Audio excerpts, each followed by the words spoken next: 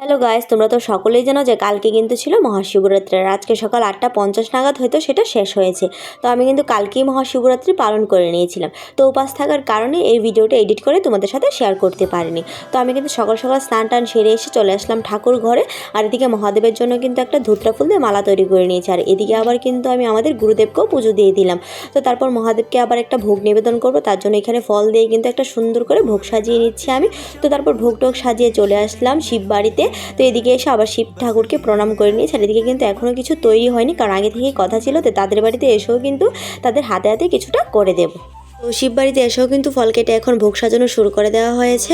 আর এখানে কিন্তু বিগত অনেক বছর ধরে শিব পার্বতীর একসাথে পুজো করা হয়। তো যাই হোক, ফল কেটে ভোগ সাজানো হয়ে গেছে কমপ্লিট। তো তোমাদেরকেও দেখিয়ে দিই, এই যে দেখো ফল কেটে কত সুন্দর করে কিন্তু এখানে ভোগগুলো সাজিয়ে নেওয়া হয়েছে।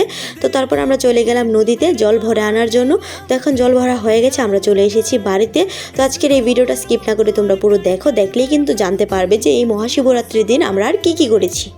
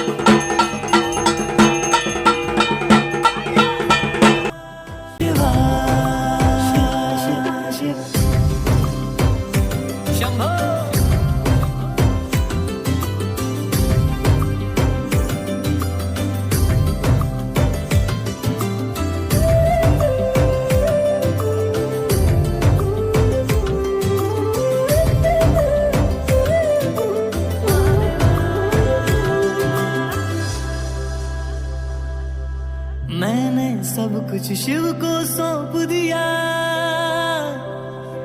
हर क्षण बस महादेव का नाम लिया। ओ मेरे बाबा जी ने हर दुख हर लिया, बिन मांगे भक्तों को सब है दिया। तो आओ प्रभु को पाज से सजाए,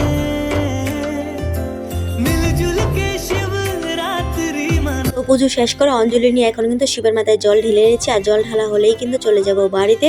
তো যারা যারা মহাদেবকে ভালোবাসো তারা কিন্তু আজকের এই ভিডিওতে কমেন্ট বক্সে অবশ্যই কমেন্ট করে হর হর মহাদেব লিখবে।